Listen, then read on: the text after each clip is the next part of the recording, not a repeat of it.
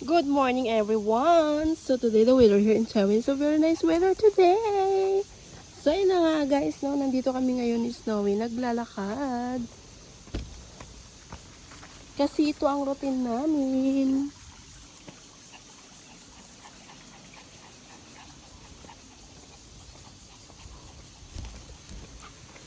So, araw-araw, maglalakad kami.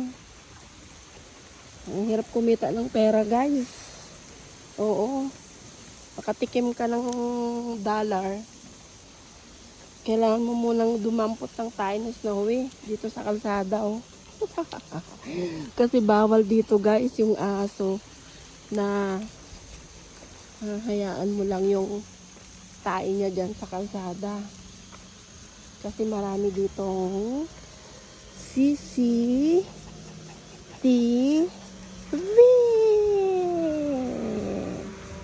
O, dali. O, diba? Hindi madali maghanap ng pera, guys. No? Pero okay na rin. Mas okay na rin yung tae ni Snowy, yung damputin ko, kaysa yung tae ng tao.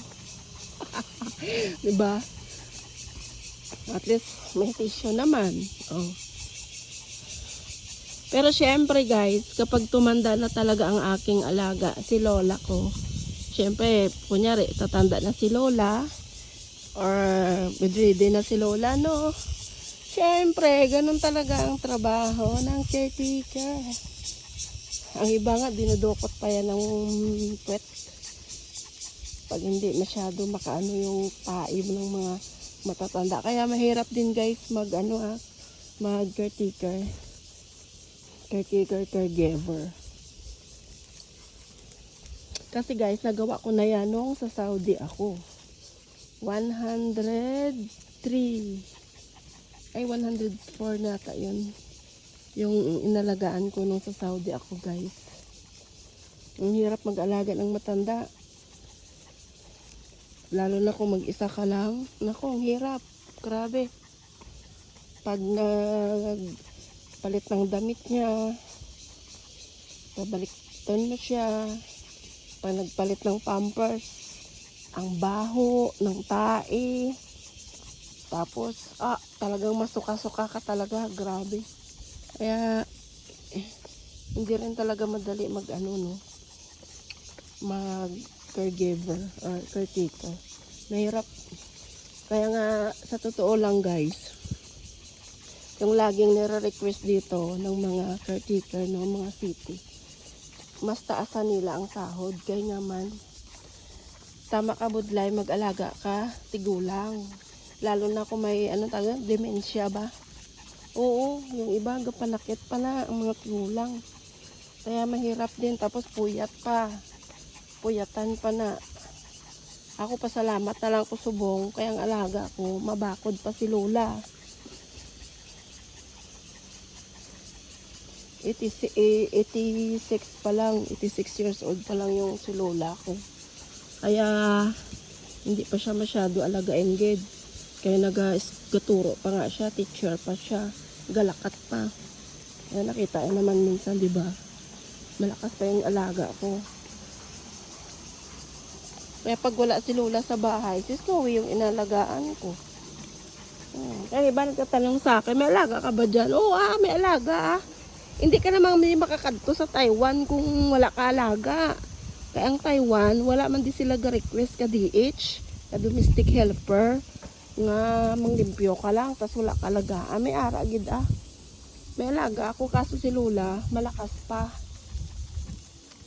Tsaka hindi naman pwede palagi mo i-flex yung alaga mo kasi sa akin, bawal talaga yan dito sa Taiwan. Kaso ang ibang mga helper, siyempre, mga tigas man ulo. Depende pag yung may-ara kasi nga, may-ara man yung mga amo nga okay lang sa ila, nga ginabidyohan or ginapost ang mga, kunyari, nanay nila, tatay nila, anak nila, ganun. Sa akin kasi, madalang lang, kasi sinabihan ako mismo ni Bruha na wag ko daw i-flex or i-post sila sa social media kasi alam nyo na talagang kahit pa paano maano din sila, maano din kasi itong amo ko makilala rin. Hindi rin basta-basta si Bruja kasi makilala yan mga sa dire sa Taiwan ba, mga malalaking tao din kasi siya malaking company rin yung sa kanya. So ayaw niya yung lagi yung family niya na expose ganun. So bihira lang, minsan popost ko talikod, basta minsan lang, bawal nga. Pero may alaga ako si Lola, pero hindi lang siya masyado alaga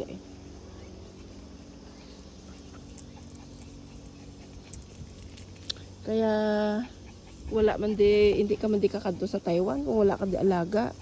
Kung iba man yung factory. Kaya di ba pag nag-apply ka sa Pilipinas, caretaker kasi pagdating mo may alaga ka. Halin sa Pilipinas wala man na sila nagakuha sang helper nga para lang mag-alaga ka di sa ido. Hindi si Snowy parang na lang ni, parang dekorasyon dekorasyon na lang si Snowy. Aray ko, ang ganda. So ayan na nga guys, no, yan. Kaya I always pray nga magiging okay yung health ni Lola ko. Ako din. Kasi syempre, marami pa akong gusto na mapaayos. Lalo na ang the first place, ang akon nga balay. Na mapaayos ang balay. Para kung magbinagyo manda, hindi liparon ba, yung malang na importante kabayad ka sa mga utang-utang, sa mga balayran yan. Tamang lang, makakaon lang ng 3 times a day ang pamilya mo, okay na.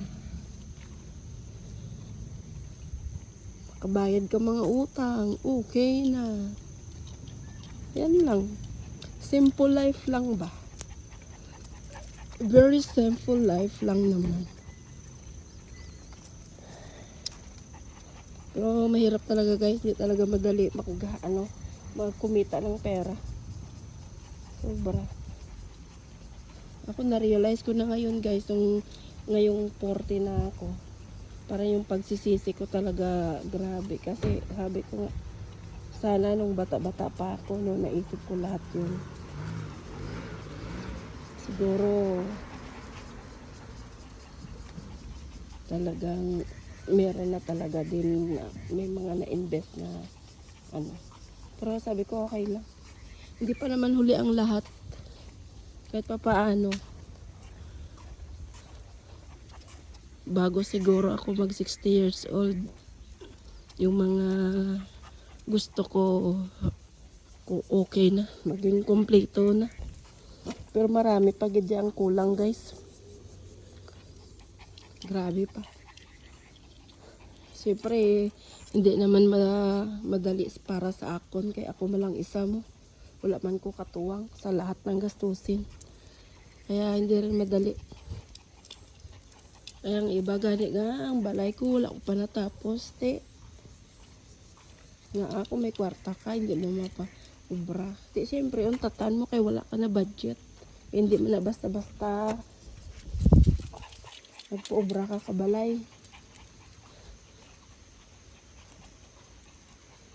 Hindi lang nabuti kung 100k mo, kung ganda ng bahay mo. 100k mo, yati. Balas kag simento gani, kulang pa. Kaya hindi rin madali. Ito yung kotse. Hindi yan importante pa sa buhay kung ganyan. Mga sasakyan, hindi pa nun kailangan. Siguro mabakal ko sa kotse kapag kumpleto na gid ko sa tanan. Ayan na ang bahay. Kumpleto na. Tapos, may lupa ka na. May business ka na. Yan. Salakyan niya, panghuli lang na. Pwede man kung may business ka na. Amo na salakyan. Pero, magsalakyan mo lang kung pang display ka. Kung biyahe-biyahe, saka na. Kung salakyan daan, kailangan may budget ka man da. Magnilakad kang pang gasolina mo karon niya. Ay mo pa nga tax o ano na. Basta. Yeah, dako-dako ang ano, tambok-tambok.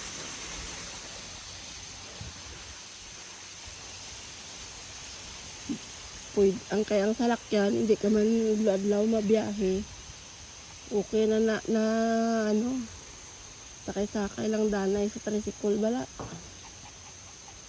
Habal-habal. Habal-habal ang danay. Kaya wala kita kwarta pambakal sa kasalakyan.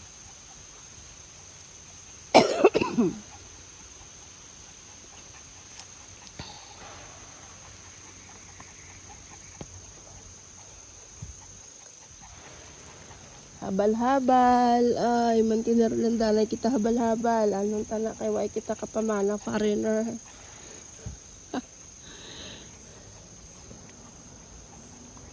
Foreigner ko nga, ako may foreigner ka, nga dumdumon, di ka magtrabaho. Ako makayod ka mangyapon. Kaya ang foreigner, hindi man sagot sa kahirapan, depende na sa iban. Kung kaswerte ka foreigner nga manggaranon kagalante ti galante ka man kag pati pamilya mo. Hayahay ka. Pero kung maka-foreigner ka man nga normal life lang, hindi man niya manggaranon, kayod ka mangyapon.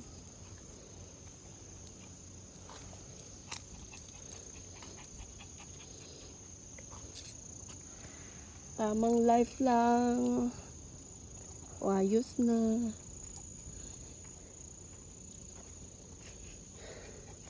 So ayan na nga guys, tama na mainit na. At sunog na ang aking beauty face. Hindi wala na talaga ako guys pag-asa na puputi pa dito na katulad ng dati, no. Kasi araw-araw na sa labas me.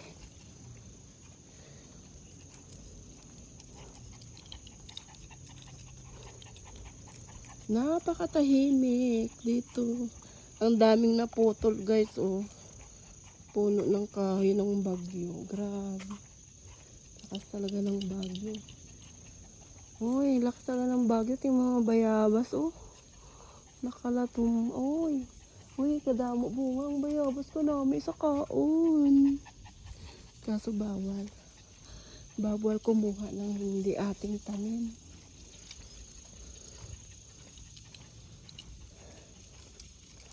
Tahimik man. Mainit to. Kaya si Stowy guys, tuwang-tuwa siya.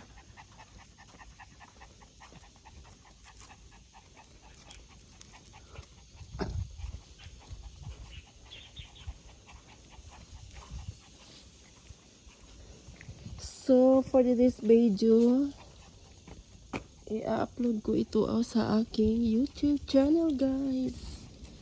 Follow me. I follow you.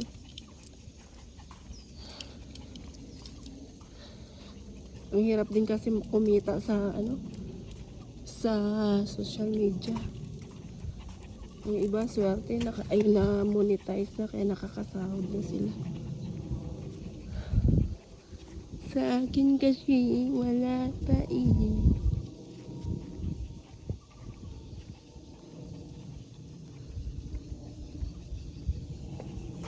dali na. Sana all bahay nila mansion. Grabe guys, ang laki ng bahay, isang may-ari lang yan,